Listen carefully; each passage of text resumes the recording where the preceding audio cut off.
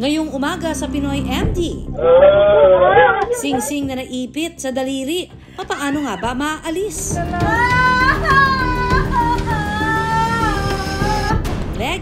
Legs na maugat dahil sa varicose veins. Ano nga ba ang solusyon? Tutsyang o yung buhok sa ilong, dapat nga bang binubunot? Ano ang ligtas na paraan para alisin ito? At lalaking bigla na lang hindi makahinga sa gitna ng kanyang pagtulog dahil nga kaya sa bangungot.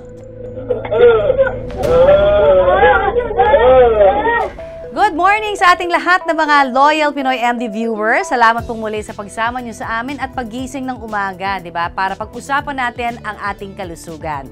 But before anything else, sa aming pong pagbabalik, makakasama muna natin ang ating resident internist na si Doc Oyi para sagutin ang ating mga health-related concerns dyan. Kaya abangan po yan sa pagbabalik ng nag-iisang tahanan ng mga doktor ng bayan, ang Pinoy. Welcome back dito po sa Pinoy MD, and gaya ng nabanggit namin kanina, with us this morning ay ang ating resident internist na si Doc Oyi para sagutin po ang mga ipinadala niyo sa aming katanungan via our Facebook page.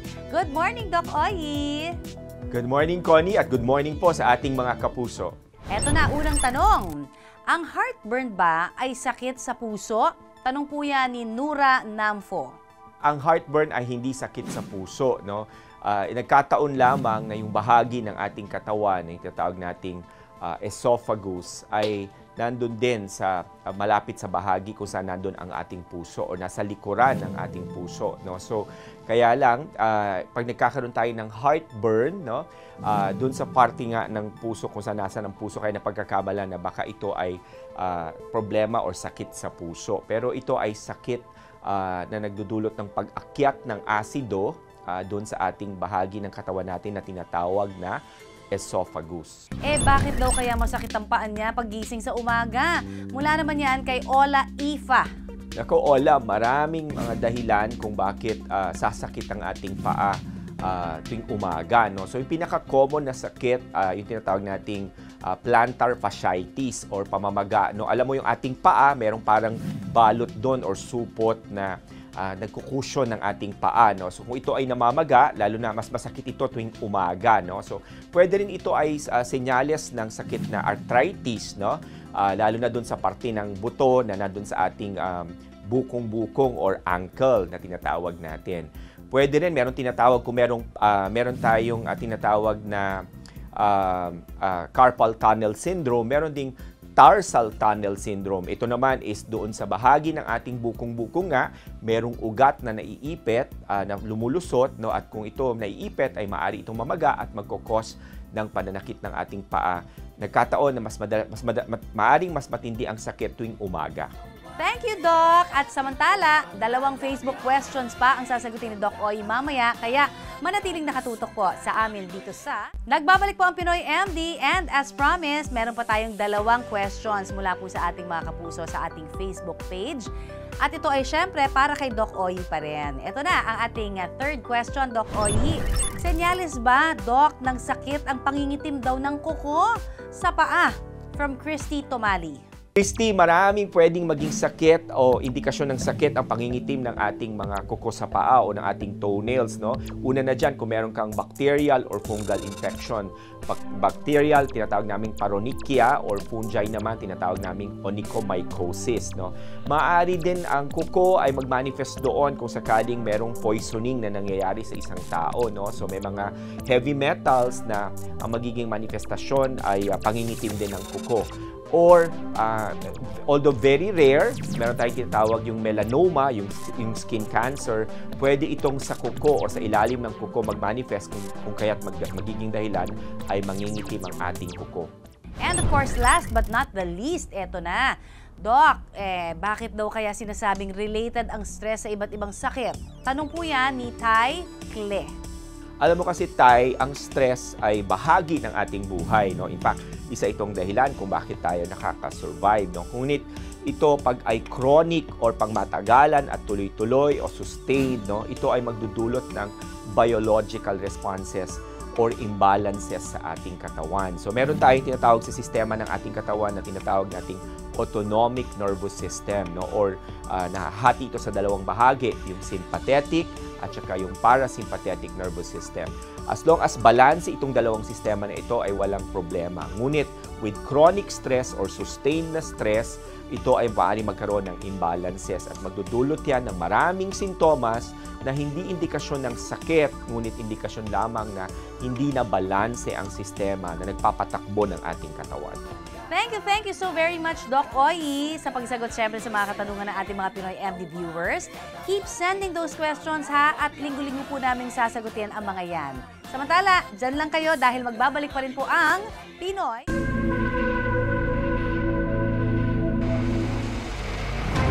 Viral online ang CCTV video na ito na umabot na mahigit 11 million views sa Facebook.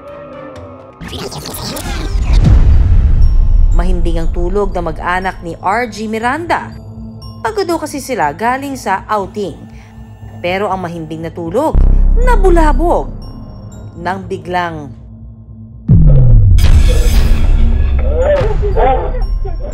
si RG nagising matapos mahirapang huminga.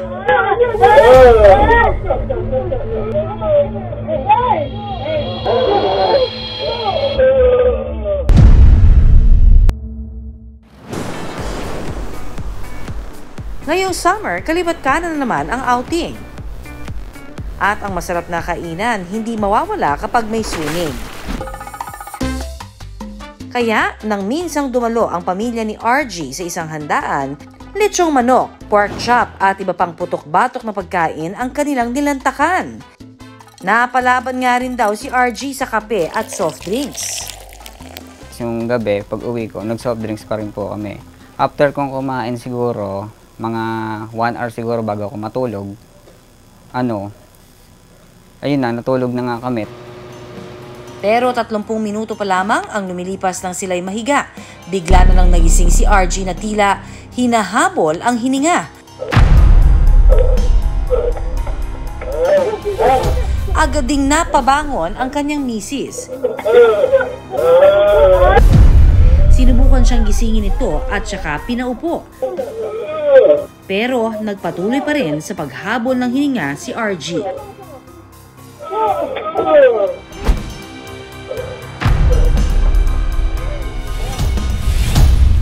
Tapos yung kita nga po sa video na parang nasa mid ako o ano. Tapos yun po, yun nga po nangyari, hindi na ako makahinga. Wala na akong basta hindi na rin ako makatayo noon. Itinayo na lang ako ng misis ko noon. Hirap na nga huminga, hindi rin daw siya makapagsalita. Nagising na rin ang iba pang mga kaanak ni RG. Halos 2 minuto raw ang lumipas bago nakahinga ng maayos si RG. Wala, ang tumatakbo sa isip ko, puro pasasalamat. Tapos habol hininga ako, ang tumatakbo sa isip ko, puro pasasalamat na lang sa ng oras na yon. Kasi, talagang hirap talaga ng dinanas ko, parang mamamatay na talaga ako noon . Paniwala ni RG, binangungot siya dahil sa dami ng nakain.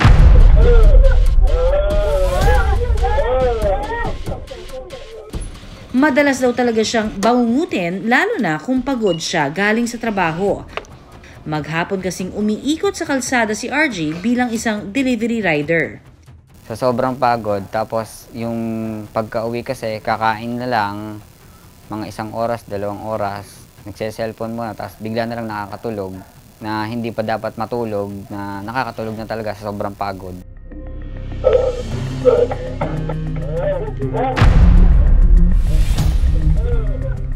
Bangungot nga ba ang naranasan ni Archie? Abangan!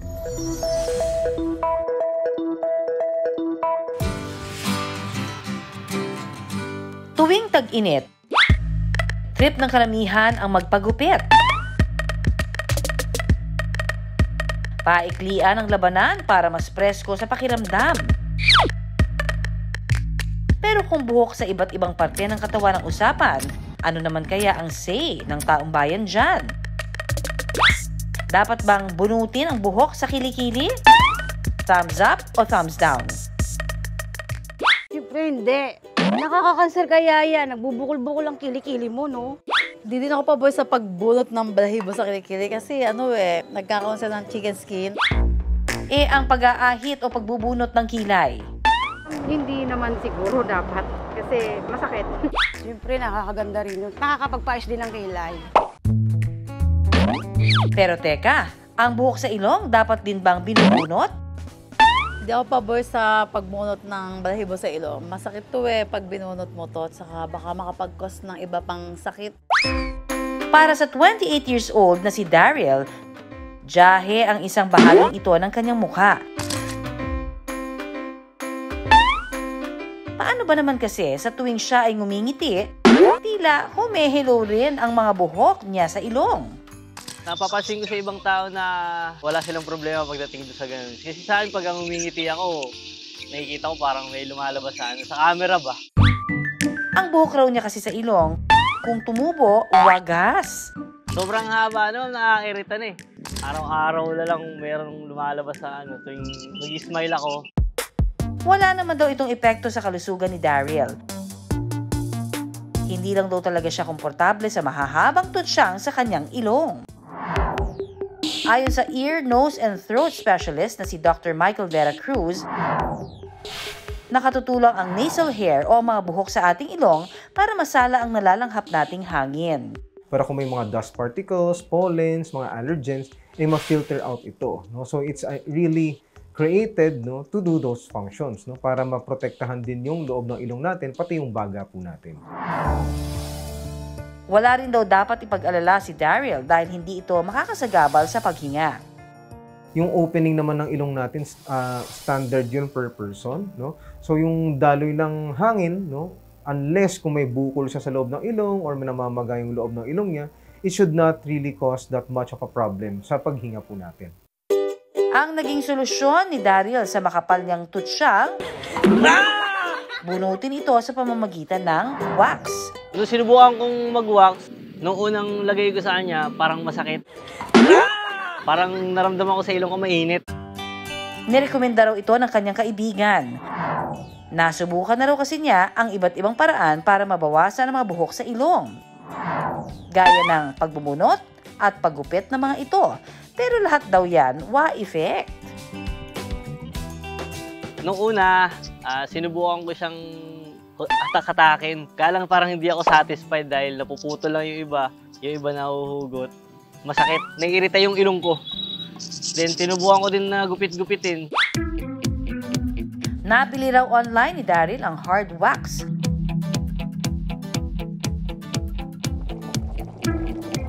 Tinutunaw niya ito at saka inilalagay sa ilong gamit ang cotton buds.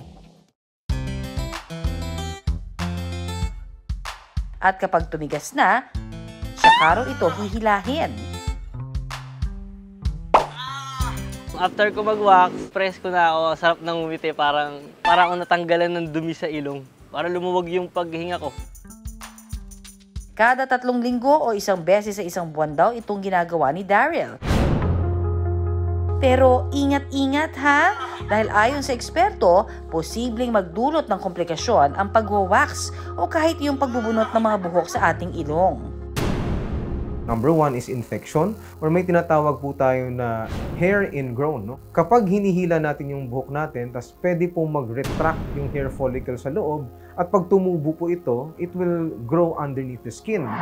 Ayon kay Dr. Vera Cruz, posible raw na magdulot ito ng furunculosis o yung impeksyon sa hair follicle. Delikado yan dahil kung ilong daw ang maapektuhan, bahagi ito diba ng danger na triangle ng ating muka na tinatawag.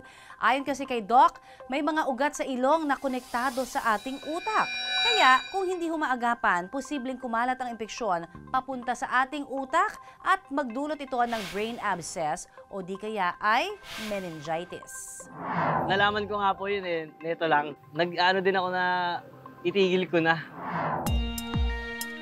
Payo ni Dr. Vera Cruz para mabawasan ang mahahabang tutsyang, mas maigi kung gugupitin na lamang ang mga ito. There's several ways to actually do it, pero ang pinaka-safe talaga po is trimming. May razor na specifically designed para po sa ilong na non-chromatic siya. It only trims out the hair sa ilong. May mga special scissors na pwedeng gamitin na pwede po nating i-trim lang yung buhok natin rather than binubunot siya. Kakababa man ng kumpiyansa ang mga tutsyang,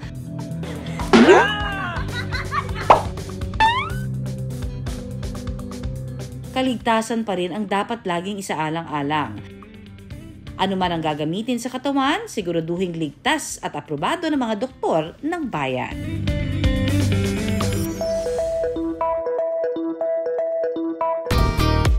Para sa mga bakasyon mode ngayong summer, paniguradong 1 to sawa ang lakwatsa. Pero game ka ba sa lakaran?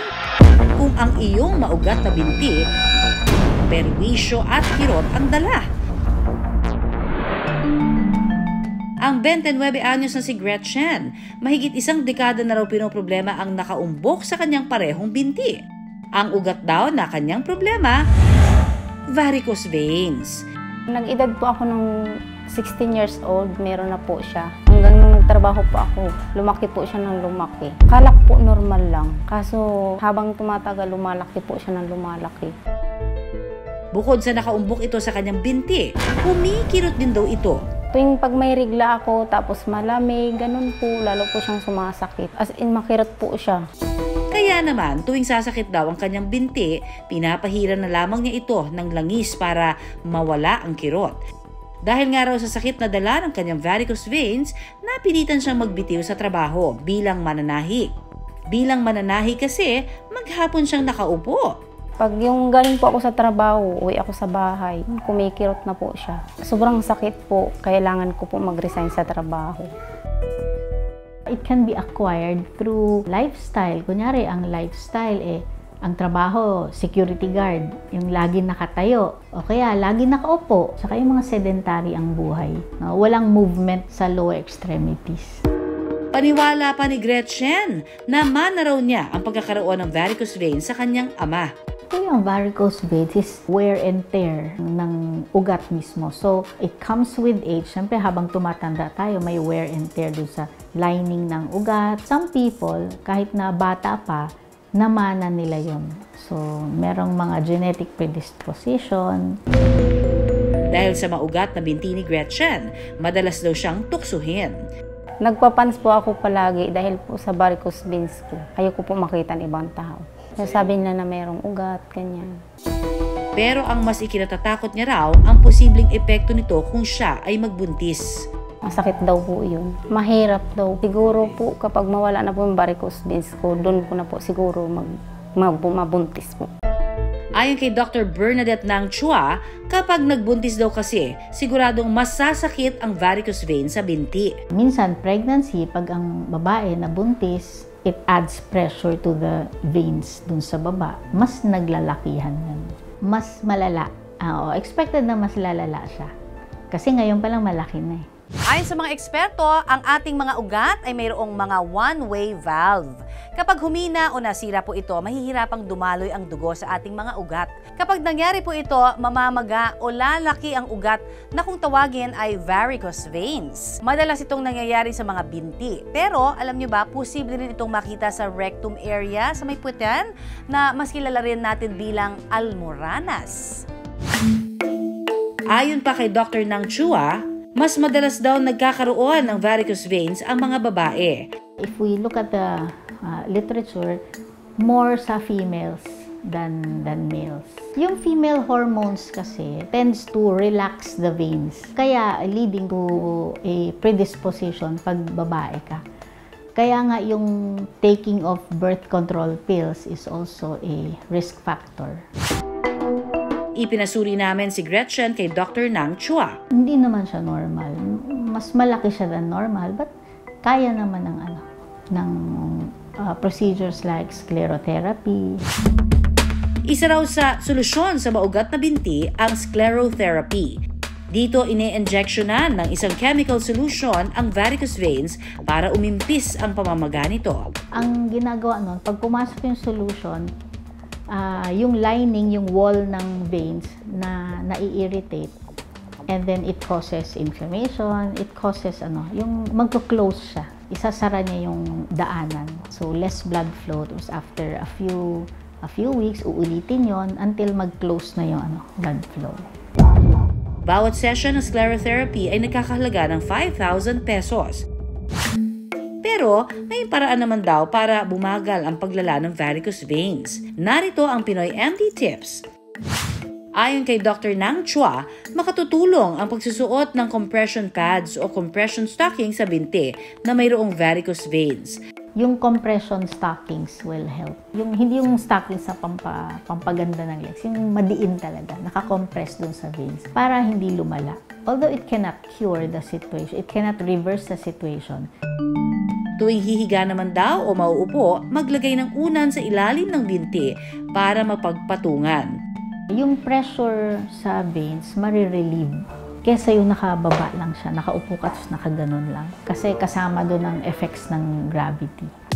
At para daw makaiwas sa pagkakaroon ng varicose veins, ang sikreto, gumalaw-galaw. In general naman talaga, pag active ang lifestyle natin, marami na tayong mapoprevent na conditions. Hindi recommended na buong araw ka nakaupo. Dapat iba-break mo yung sitting mo. Kunyari, every hour you stand up.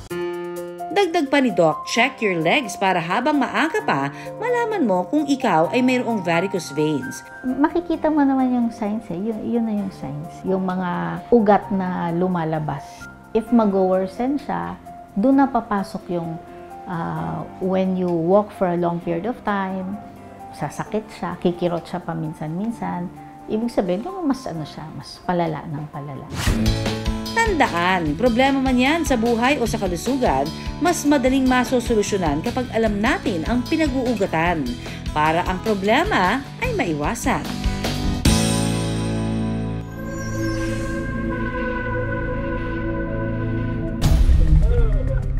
Bangungot nga ba ang naranasan ni Archie?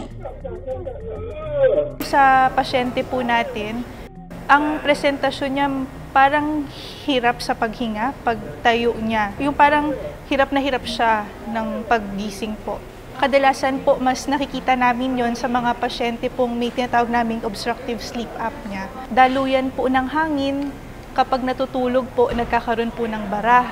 So, pag nababarahan po yun, hindi po nakakahinga ng maayos. So, ang resulta po niya, hinahabol niya yung paghinga niya paggising. Nang mahimasmasan si RG, agad daw silang pumunta sa ospital. Sumailalim daw siya sa pagsusuri gaya ng electrocardiogram o ECG. Ayon sa doktor na sumuri kay RG, normal naman daw ang resulta at posibleng heartburn daw ang kanyang naranasan. In-injectan ako para daw sa acid yun. Tapos yung pagkaturok po sa akin, sumakit na yung sikmura ko. Basta ubusin ko lang daw po yung gamot ko. 30 minutes siguro, nawala yung pananakit ng ko. Tapos napaisip ako, baka yun nga, siguro acid o yung tumaas na yung acid ko. Ilang linggo bagong insidente, napansin na raw ni RG na madalas siyang dumidighay. Yung bago pa po mangyari to, kasi po, ang nararamdaman ko po kasi lagi sa dibdib ko. Masakit yung bandang ilalim, minsan palipat-lipat dito. Pero kalimitan lagi sa dibdib. Hanggang tumatagal, tuloy-tuloy yung pagdighay ko, hindi naman ako kumakain. Ayon sa general physician na si Doc Eric John Merioles, heartburn ang nararanasang burning sensation, di ba? O pananakit po sa dibdib na dulot ng acid reflux. Acid reflux naman po ang pag-akyat ng acid mula sa ating sikmura papunta sa ating esophagus. Dahil po yan sa paghina o hindi maayos sa pagsasara ng ating lower esophageal sphincter. Ayon pa kay Doc Eric, madalas itong nararanasan ng mga taong mahilig sa masisebong pagkain. Usually, nagkaka-reflux din yung mga parating na stress, konti ang tulog. Yun po yung mga risk factors ng acid reflux.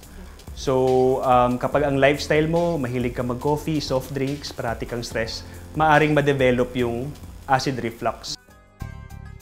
Kadalasan, nagkakaroon daw ng acid reflux kung hihiga agad pagkatapos kumain. Kapag busog ka, tapos humilata ka, pwede kang umakyat yung gastric contents, pwede kang ma-aspirate sa gastric contents na yun. So, pag na-aspirate ka, syempre, mahirapan ka huminga, para kang nalulunod yung pakiramdam mo. Kapag lumalaraw ang acid reflux, pwede itong maging gastroesophageal reflux disorder o GERD. Ito na yung kailangan gamutin. Kailangan mag-maintain ng gamot or uminom ng gamot kapag inaatake ka. Para maiwasan ang paglala ng acid reflux, healthy diet ang kailangan. At syempre, kumonsulta rin sa mga doktor ng bayan para sa tamang reseta. Pag meron ka ng symptoms ng acid reflux, iwasan mo na yung labis na pag-inom ng alcohol, yung mga caffeinated beverages, spicy and sour foods. Yun na po yung parang pinaka-preventive. Mas mainam na magpakonsulta sa doktor para mabigyan ng gamot dahil kapag masyado ng acidic or matagal yung acid reflux mo or mga complications na pwedeng ma-develop.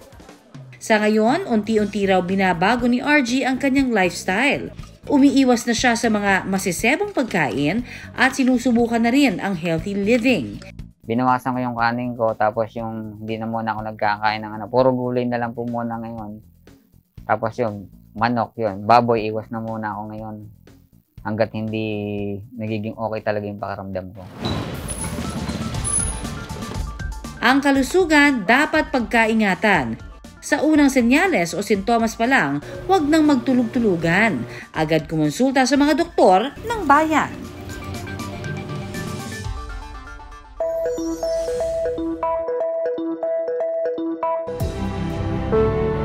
Till death do us part. Yan ang sumpaan tuwing ikinakasal. At ang wedding ring, simbolo ng habang buhay na pagsasama. Pero papaano kung ang singsing na tanda ng wagas na pag-ibig magdulot ng peligro? Aray! Sobrang sakit! Puto ko! Sige. College sweethearts ang mag-asawang Cariza at Jaren. Pareho kaming active sa student government that time, but hindi kami nagkaroon ng chemistry or we didn't fall in love sa isa't isa. Not until nagkita kami sa church and we serve both in a music ministry. That's where we get closer, naging friends, hanggang sa naging kami. Pero tulad ng ibang magkasintahan, dumaan din sila sa mga pagsubok. After almost 7 years of our relationship, we broke up for a year. And that 1 year na nag-separate ways kami without any communication, na hindi nagkikita, we remain faithful for our love sa isa't isa. Kaya after that separation year, nung nagkita kami uli, talagang naramdaman namin at na-confirm namin na hahanap-hanapin pa rin talaga namin yung isa't isa. Hindi na pinalampas ni Jaren ang makapag-propose sa kanyang The One.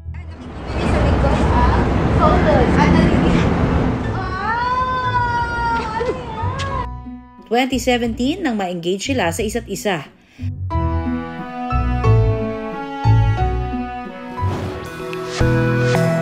Disyembre 2020 nang magpalitan sila ng I Do. It's super unforgettable because first and foremost, it happened 2020 in the midst of pandemic. And nahirapan kami na i-push siya, ituloy siya because a lot of people really wants to be there. Our wedding is just so different. That's why it's so memorable. Like we have no reception. Yung sinakyan ko is a tricycle.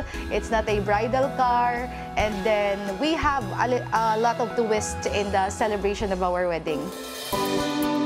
Ang highlight ng kasal para kay Cariza ay ang palitan ng singsing. It's like confirming na talagang totoo na. Eto na to, hindi na talaga ako single. I'm already married and this is a new chapter in my life. Makakalimutin daw si Cariza, kaya naman simula noong araw ng kanilang kasal, hindi na raw niya tinanggal ang singsing. Marami akong mga bagay na kalalapag ko lang, tapos nakalimutan ko na kung saan ko na ilagay. And knowing na yung singsing, napaka-importante. And then, napakaliit, pwede mong ma-misplace kung saan-saan. Pero makalipas sa mahigit 2 taon, nitong Pebrero, napansin ni Cariza na tila sumikip daw ang singsing sa kanyang daliri.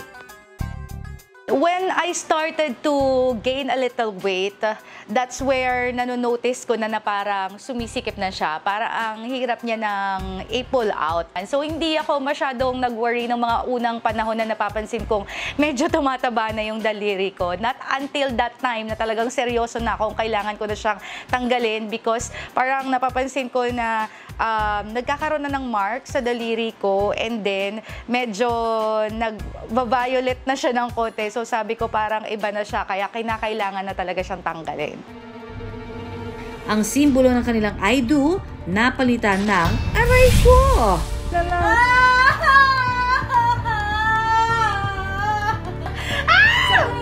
Buto ko! Sige. Aray! Sobrang sakit! Oh, ang lapit na, oh. Gitna na dito na. Sakit na masyado.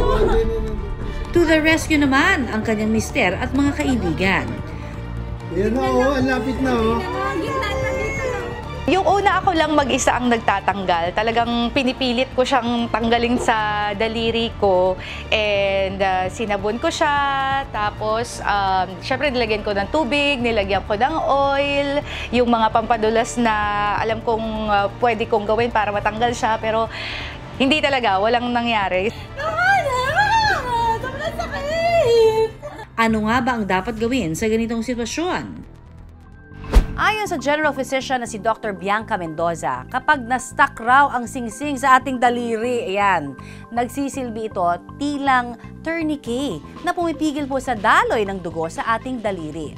Kapag nangyari po pala ito, ay posibleng magtamo ng traumatic injury ang daliri tulad po ng fracture. At ang pinakamalala dyan ay putulin mismo ang ating daliri. Naku, kaya ingat-ingat po tayo ha mga kapuso. Siguraduhin natin na tama lang ang sukat ng ating singsing. Ayan. Pag mas tumagal pa yon, na walang blood flow, pwede pong mamatay yung vessels sa daliri. And pwede pong, ang tendency po nito, kailangan po i-amputate o putulin. Siguro within hours, pwede pong, yun nga po, mamatay yung vessel sa daliri. Payo ni Doc Mendoza, nakatutulong daw ang paggamit ng mga pampadulas tulad ng oil. Pwede po tayo mag-apply ng lubricant or ng mga oil, baby oil, kahit ano pong oil na pampadulas. Pwede rin daw gumamit ng mga tali tulad ng ribbon o di kaya ay floss. Pwede po natin gamitan po ng pag-ikot po ng tali or nung kahit anong string or ng floss po para makalabas po ang ring. Kung hindi po talaga nag-work lahat ng methods na nabanggit ko, ang kailangan na po natin gawin ay sirain po ang ring. Ngunit medyo risky lang po ito kasi pwede po matamaan po ang balat. Samantala, si Cariza napapahiyaw sa sakit. Sobrang sakit niya talaga. Especially yung feeling na tatanggalin na siya tapos na-stuck siya doon sa may bones ng daliri natin. Naghahanap na kami ng pwedeng pumutol na lang ng singsing kaysa putulin yung daliri ko. Una nilang tinalian ng ribbon ang singsing. Tsaka nila ito pinahira ng liquid soap. Sige, sabon. Makalipas ang 15 minuto, yan na!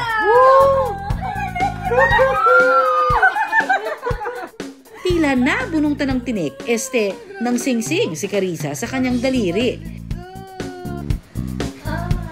Na-amaze din kami na very effective po pala yung ganong way ng pagtanggal ng ring sa daliri.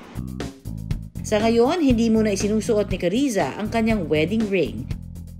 Yung singsing ko ngayon ay nakatago, so hindi ko siya binabalik unless talagang mag-reduce ako ng weight ko or paluwagan ko yung singsing. So ngayon, to be safe, hindi ko muna siya binabalik sa daliri ko. Payo naman ni Dr. Mendoza, tanggalin paminsan-minsan ang singsing para maiwasan na ito ay ma-stuck sa ating daliri. Technically, dapat po talaga tinatanggal din ang singsing every time, kunyari, maliligo, matutulog. Siguro lesson learned ko dito is that kapag may mga bagay na tayo na once nating nakita or twice na parang may mali na, wag na nating indahin ng matagal. Sa unang part pa lang na nasasaktan ka na, and if you feel that there is really something wrong, learn to let go na hanggat kaya mo pang bumitaw, hanggat kaya mo pang mag-let go ng mga tao at bagay sa iyong buhay. Hugot yarn!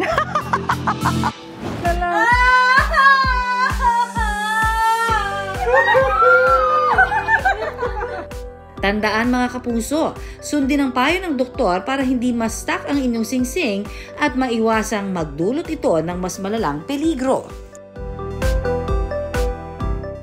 At nakaisang oras na naman po tayo mga kapuso, at sa mga nabitin po dyan, don't you worry, makikita po tayong muli sa susunod na Sabado, 6 to 7 a.m. At syempre, papaalala ko lamang, tutok lamang po kayo at sabayan kami dito sa Pinoy MD. Ako po ang inyong kaagapay sa kalusugan, Connie Season, nagpapaalala na iisa lamang ho ang ating katawan, kaya dapat lamang natin itong pangalagaan. At ako naman po si Doc Oyi, ang inyong internist at wellness expert. Tandaan, unahin ang kalusugan at lagi pong tumutok dito sa programa kung saan kayo. At ang inyong kalusugan ang laging number 1. Dito pa rin sa nag-iisang tahanan ng mga doktor ng bayan, ito ang Pinoy MD. Kaya dapat itong